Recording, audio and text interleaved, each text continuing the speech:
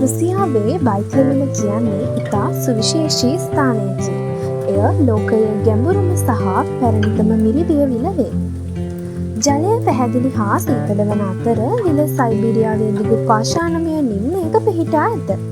පෘථිවි අතීතය ගැන අපට බොහෝ දේ පවසන නිසා මිනිසුන් වසර ගණනාවක් තිස්සේ එය අධ්‍යයනය කර ඇත.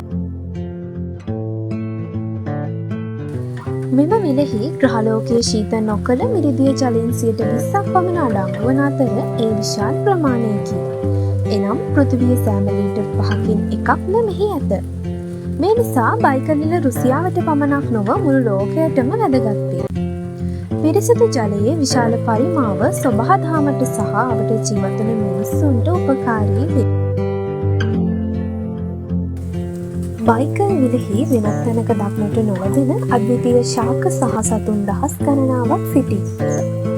මෙම විලෙහි පමණක් ජීවත් වන විශේෂ මාළු කුඩා ජීවීන් සිටින අතර මෙම ජීවීන්ගෙන් බොහෝ දෙනෙක් වසර දහස් ගණනක් තිස්සේ සීතල ගැඹුරු ජලයට අනුවර්තනය වී ඇත.